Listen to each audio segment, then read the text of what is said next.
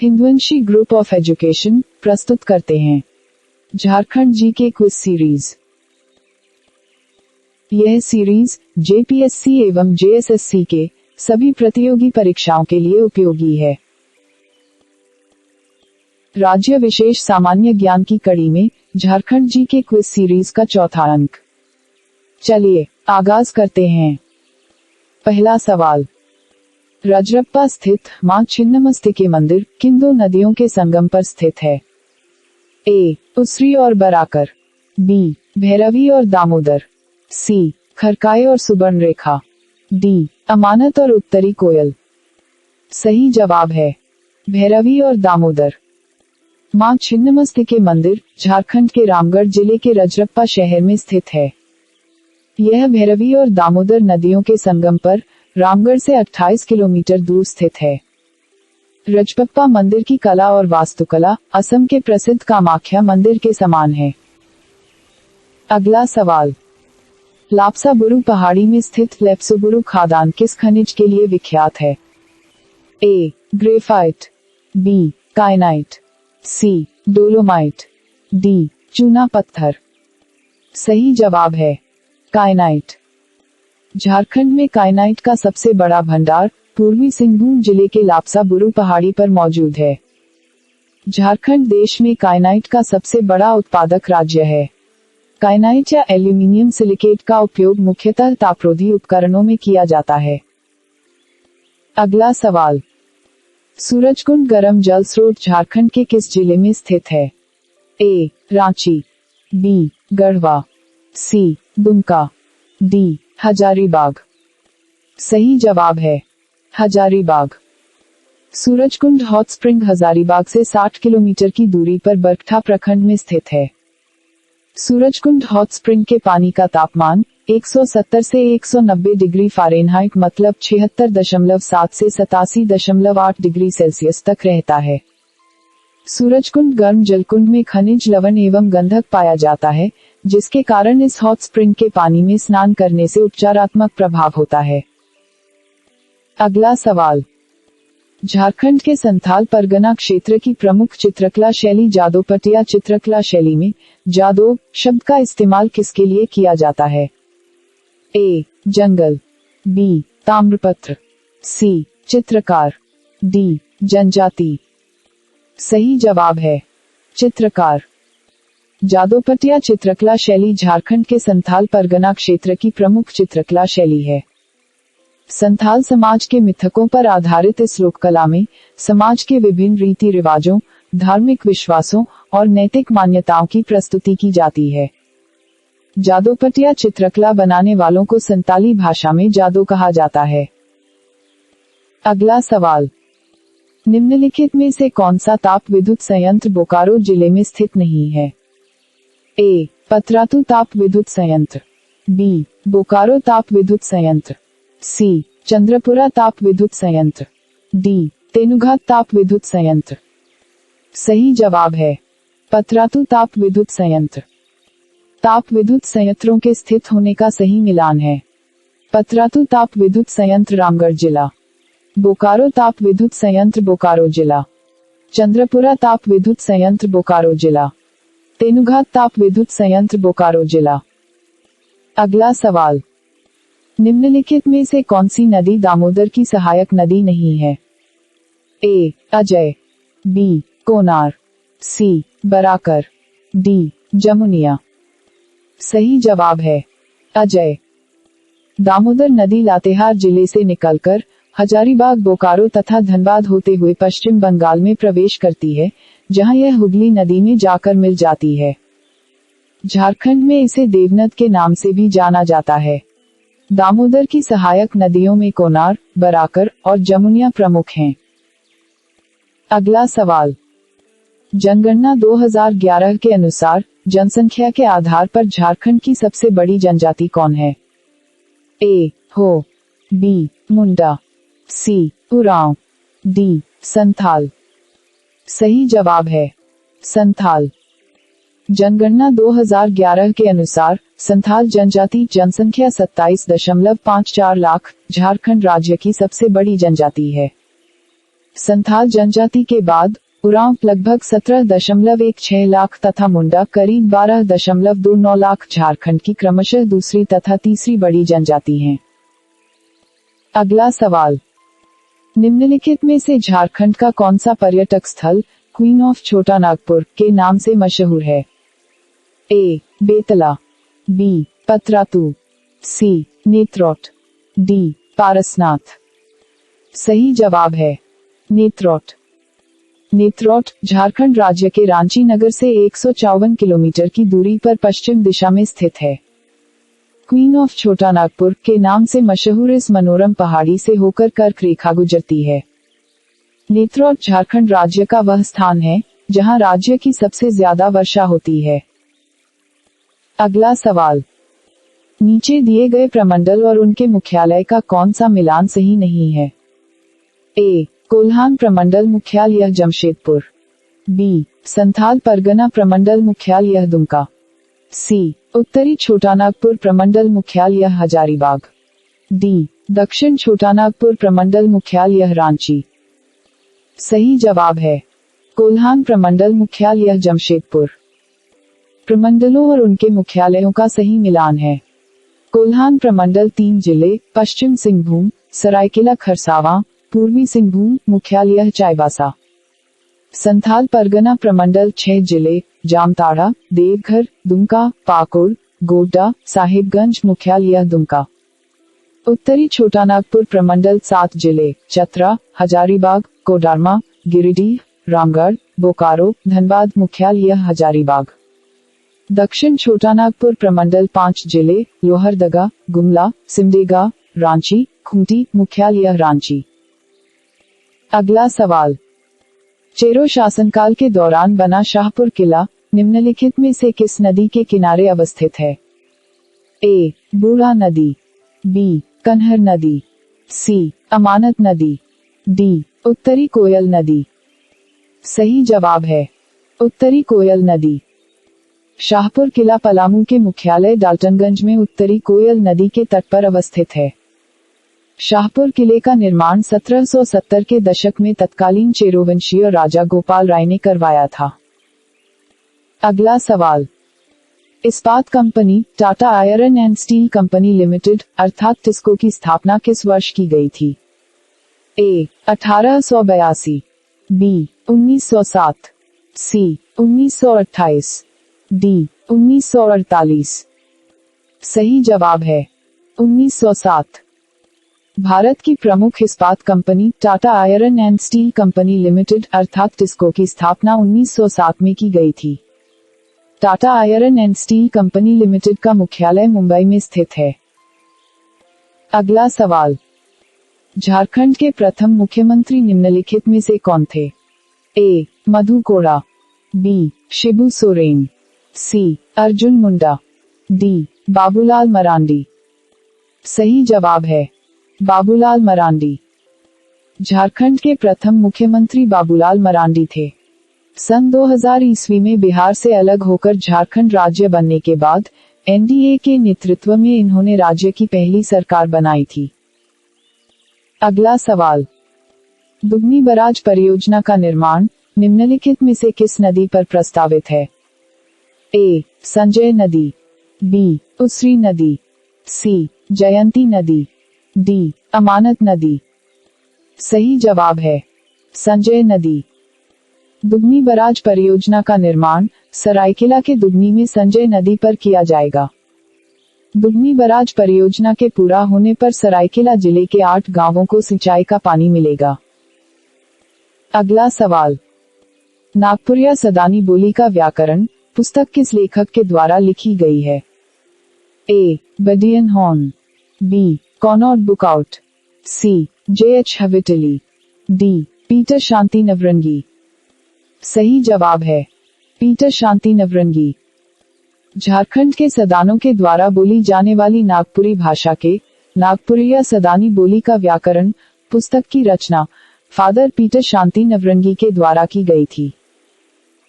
अगला सवाल, 2011 की जनगणना के अनुसार झारखंड का जनसंख्या घनत्व कितना है? ए. 382 व्यक्ति प्रति वर्ग किलोमीटर, बी 414 व्यक्ति प्रति वर्ग किलोमीटर, सी 482 व्यक्ति प्रति वर्ग किलोमीटर, डी 546 व्यक्ति प्रति वर्ग किलोमीटर। सही जवाब है 414 व्यक्ति प्रति वर्ग किलोमीटर। 2011 की जनगणना के अनुसार झारखंड का जनसंख्या घनत्व 414 व्यक्ति प्रति वर्ग किलोमीटर है, जो जनगणना 2001 के अनुसार 338 व्यक्ति प्रति वर्ग किलोमीटर था। अगला सवाल, निम्नलिखित जलप्रपातों के स्थित होने का कौन सा मिलान सही नहीं है?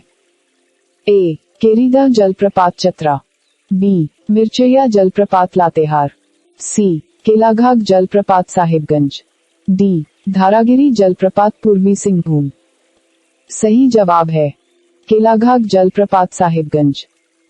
जलप्रपातों के स्थित होने का सही मिलान है केरीदा जलप्रपात चतरा, मिर्चैया जलप्रपात लातेहार, केलाघाट जलप्रपात सिमडेगा, धारागिरी जलप्रपात पूर्वी सिंहभूम। अगला सवाल, दामोदर घाटी परियोजना का निर्माण किस नदी घाटी परियोजना के तर्ज पर किया गया है?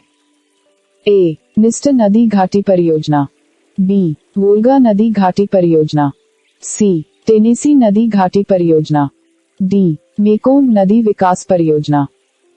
सही जवाब है टेनेसी नदी घाटी परियोजना। दामोदर घाटी निगम अधिनियम 1948 के फलस्वरूप दामोदर घाटी निगम 7 जुलाई 1948 को स्वतंत्र भारत की पहली बहुउद्देशीय परियोजना के रूप में अस्तित्व में आया। इस परियोजना का निर्माण अमेरिका की टेनेसी घाटी परियोजना के तर्ज पर किया गया है, जिसमें दामोदर नदी की जल राशि का अधिकतम उपयोग को केंद्र में रखा गया है। अगला सवाल, निम्नलिखित में से झारखंड का कौन सा जिला 3 राज्यों के साथ सीमा बनाता है? ए गढ़वा, बी सिमडेगा, सी साहिबगंज, डी पूर्वी सिंहभूम। सही जवाब है गढ़वा। झारखंड का गढ़वा जिला 3 राज्यों छत्तीसगढ़, उत्तर प्रदेश एवं बिहार तीनों राज्यों की सीमा के साथ लगा हुआ है। 3 राज्यों के साथ सीमा बनाने वाला गढ़वा झारखंड का एकमात्र जिला है। अगला सवाल, निम्न में से कौन सा वक्तव्य टाना भगत आंदोलन के बारे में सही नहीं है? ए टाना भगत आंदोलन महात्मा गांधी के नेतृत्व में चलाए गए भारत छोड़ो आंदोलन के दौरान विकसित हुआ था। बी टाना भगत आंदोलन मुख्यतः धार्मिक सुधार आंदोलन था। सी टाना भगत आंदोलन में शामिल नेता और कार्यकर्ता महात्मा गांधी के व्यक्तित्व से प्रभावित थे। डी टाना भगत आंदोलनकारियों के लिए शराब और मांस का सेवन वर्जित था। सही जवाब है टाना भगत आंदोलन महात्मा गांधी के नेतृत्व में चलाए गए भारत छोड़ो आंदोलन के दौरान विकसित हुआ था। टाना भगत आंदोलन के बारे में सही व्याख्या है, टाना भगत आंदोलन 1913-14 में गुमला जिले के विशुनपुर गांव से जतरा उरांव के नेतृत्व में शुरू हुआ था। यह आंदोलन धार्मिक सुधार आंदोलन के रूप में पनपा और विकसित हुआ, जो बाद में महात्मा गांधी के विचारों से प्रभावित होकर राष्ट्रीय स्वतंत्रता आंदोलन में समाविष्ट हो गया। टाना भगत आंदोलनकारियों के लिए शराब और मांस का सेवन, रंगीन कपड़े और गहने धारण करना तथा शरीर को गोदना से सजाना वर्जित था। अगला सवाल, महुआडांड भेड़िया अभयारण्य झारखंड के किस जिले में स्थित है? ए गोड्डा, बी पलामू, सी लातेहार, डी सिमडेगा। सही जवाब है लातेहार। महुआडांड भेड़िया अभयारण्य लातेहार जिले के अंतर्गत महुआडांड के सुरम्य चेचारी घाटी में स्थित है। लगभग 63 वर्ग किलोमीटर क्षेत्रफल में फैला यह अभयारण्य भेड़ियों के संरक्षण के लिए समर्पित है। अगला सवाल, भारतीय प्राकृतिक राल एवं गोंद संस्थान Indian Institute of natural resins and gums की स्थापना किस समिति की अनुशंसा पर की गई थी? ए लिंडसे हॉलो समिति, बी दिनेश गोस्वामी समिति, सी डब्ल्यूएल बुर्दुइन समिति, डी कुमार मंगलम बिरला समिति। सही जवाब है लिंडसे हॉलो समिति। भारतीय प्राकृतिक राल एवं गोंद संस्थान प्राकृतिक राल व गोंद तथा गोंद राल के प्रसंस्करण, उत्पाद विकास, प्रशिक्षण, सूचना संग्रहण, प्रौद्योगिकी प्रसार संबंधी अनुसंधान एवं विकास के लिए राष्ट्रीय स्तर का नोडल संस्थान है। इसकी स्थापना लिंडसे हॉलो समिति की अनुशंसा पर 1924 ईस्वी में की गई थी। भारतीय प्राकृतिक राल एवं गोंद संस्थान नामकुम रांची में स्थित है। अगला सवाल, निम्नलिखित में से किस जलप्रपात को गौतम धारा जलप्रपात के नाम से भी जाना जाता है? ए. लोध जलप्रपात, बी. उसरी जलप्रपात, सी. जोन्हा जलप्रपात, डी. पंचघाघ जलप्रपात। सही जवाब है जोन्हा जलप्रपात। जोन्हा जलप्रपात झारखंड की राजधानी रांची से 40 किलोमीटर दूर टाटा रांची मार्ग पर तेईमारा नामक गांव के निकट स्थित है। राव नदी पर स्थित इस जलप्रपात की ऊंचाई लगभग 150 फीट है। यहाँ भगवान गौतम बुद्ध की एक प्रतिमा भी स्थापित की गई है, जिसके चलते इसे गौतम धारा जलप्रपात के नाम से जाना जाता है। अगला सवाल, संथाल युवतियों तथा महिलाओं के द्वारा पहना जाने वाला हंसली तथा सकड़ी आभूषण शरीर के किस अंग में पहना जाता है? ए. हाथ, बी. कान, सी. नाक, डी. गला। सही जवाब है गला। संथाल युवतियां तथा महिलाएं प्रायः शंख, कांसे, पीतल, तांबे तथा चांदी से निर्मित आभूषण पहनती हैं। इनके द्वारा गले में पहने जाने वाले आभूषणों में हंसली तथा सकड़ी सर्वप्रमुख हैं। इनके अलावे फूल तथा पत्तियों से भी वे अपने शरीर को सजाया करती हैं। अगला सवाल, निम्नलिखित में से किस तारीख को अलग झारखंड राज्य का गठन हुआ था? ए. 1 जनवरी 2000, बी. 15 अप्रैल 2000, सी. 1 अगस्त 2000, डी. 15 नवंबर 2000। सही जवाब है 15 नवंबर 2000। अलग झारखंड राज्य का गठन 15 नवंबर 2000 को हुआ था। बिहार पुनर्गठन बिल के सन 2000 में पास होने के बाद झारखंड भारत के 28वें राज्य के रूप में अस्तित्व में आया। अगला सवाल, निम्नलिखित में से कौन सा बांध स्वर्णरेखा नदी पर स्थित नहीं है? ए. चांडिल बांध, बी. गालूडीह बांध, सी. इचा बांध, डी. गेतलसूद बांध। सही जवाब है इचा बांध। नदियों पर स्थित बांधों का सही मिलान है। चांडिल बांध 1982 स्वर्णरेखा, गालूडीह बांध 1983 स्वर्णरेखा, इचा बांध 1983 खरकई, गेतलसूद बांध 1983 स्वर्णरेखा। अगला सवाल, गोमिया विस्फोटक कारखाना झारखंड के किस जिले में स्थित है? ए. रांची, बी. बोकारो, सी. धनबाद, डी. पूर्वी सिंहभूम। सही जवाब है बोकारो। गोमिया विस्फोटक कारखाना झारखंड के बोकारो जिले के गोमिया में स्थित है। भारतीय विस्फोटक लिमिटेड गोमिया में बारूद डेटोनेटर जैसी विस्फोटक पदार्थों का उत्पादन करती है। अगला सवाल, झारखंड राज्य का क्षेत्रफल भारत के कुल क्षेत्रफल का कितना प्रतिशत है? ए. 1.82%, बी. 2.42%, सी. 3.28%, डी. 3.82%। सही जवाब है 2.42%। झारखंड राज्य का कुल क्षेत्रफल 79,714 वर्ग किलोमीटर है, जो भारत के कुल क्षेत्रफल 32,87,263 वर्ग किलोमीटर का 2.42% है। अगला सवाल, झारखंड का प्रसिद्ध हिजला मेला निम्न में से किस नदी के किनारे लगता है? ए. दामोदर, बी. मयूराक्षी, सी. सुवर्णरेखा, डी. उत्तरी कोयल। सही जवाब है मयूराक्षी। झारखंड का ऐतिहासिक जनजातीय हिजला मेला दुमका शहर से 4 किलोमीटर दूर मयूराक्षी नदी के तट पर लगता है। मयूराक्षी नदी दुमका जिले की एक प्रमुख नदी है, जिसका उद्गम देवघर जिले के त्रिकुट पहाड़ी से होता है। अगला सवाल, जीवाश्म उद्यान झारखंड के किस जिले में स्थित है? ए. रांची, बी. लातेहार, सी. साहिबगंज, डी. पश्चिमी सिंहभूम। सही जवाब है साहिबगंज। दुर्लभ जीवाश्म के संरक्षण के लिए झारखंड के साहिबगंज जिले में फॉसिल्स पार्क मतलब जीवाश्म उद्यान की स्थापना की गई है। आखिरी सवाल, निम्नलिखित में से किस शख्सियत को झारखंड के जल पुरुष के रूप में जाना जाता है? A. Bullu Imam, B. Jamuna Tudu, C. Simon Oraon, D. Mahadev Mahato. सही जवाब है सिमोन उरांव। सिमोन उरांव ने 1955 से 1970 के बीच अपनी देशी तकनीक के जरिए गांव वालों के सहयोग से बांध बनाने का जोरदार अभियान चलाया। साथ ही हाथ बढ़ाना के नारे के साथ ग्रामीणों के सहयोग से उन्होंने 3 बांध, गायघाट बांध, गिरना बांध, देशवाली बांध तथा अन्य कई तालाब और कुओं का निर्माण किया, जिस कारण उन्हें झारखंड के जल पुरुष या वाटरमैन ऑफ झारखंड के नाम से जाना जाता है। जल संग्रहण एवं पर्यावरण संरक्षण की दिशा में किए गए कार्य के लिए सिमोन उरांव को साल 2016 में पद्मश्री सम्मान प्रदान किया गया। Thanks for watching this video. अतिरिक्त ज्ञान सामग्री के लिए हमारे वेबसाइट hindvanshieducation.com पर जाएं।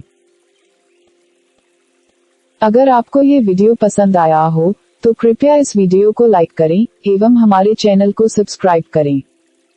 धन्यवाद।